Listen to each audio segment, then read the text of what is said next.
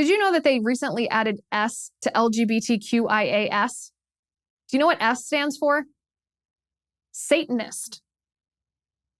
Now you might be thinking, well, why would they add Satanist to LGBTQIA+? Because part of the doctrine of the Church of Satan is to pursue instant gratification through sex in as hedonistic of a way as possible. You'll notice this thread, especially in the promiscuous gay community, of Satanism. And so suddenly we're in this weird place where we're like, well, wait a second. We were just trying to make sure that gay people weren't pushed off buildings like they are in the Middle East and Muslim countries. And now all of a sudden we're being forced to celebrate Satanism? What? How did that happen? Well, it happened because this was never about simply equal rights for people with same-sex attraction. This was always a radical leftist catch-all. That's why the transgender flag, you can picture the transgender flag, right? It's not just the rainbow flag, it's the one with light blue and light pink and white. All of a sudden, there's been this compilation of the transgender flag with the pride flag, and then all of a sudden we have a black stripe in this and a brown stripe in this. So it's a terrible looking flag anyway, from an artistic standpoint.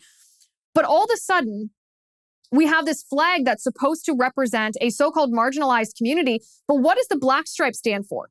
And what does the brown stripe stand for? The brown stripe is a stolen land acknowledgement to the Native Americans. The brown stripe on the transgender pride flag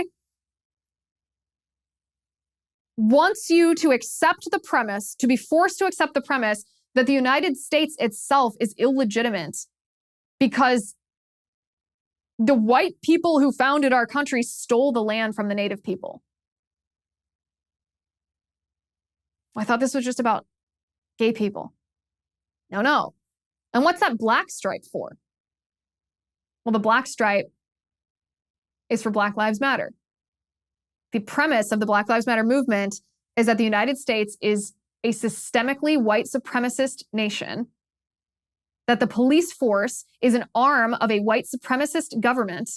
Therefore, police must be abolished, prisons must be abolished, the criminal justice system must be abolished, capitalism must be abolished, the nuclear family must be abolished, and police shoot Black people for no reason except the color of their skin. That's on the trans flag, pride flag now.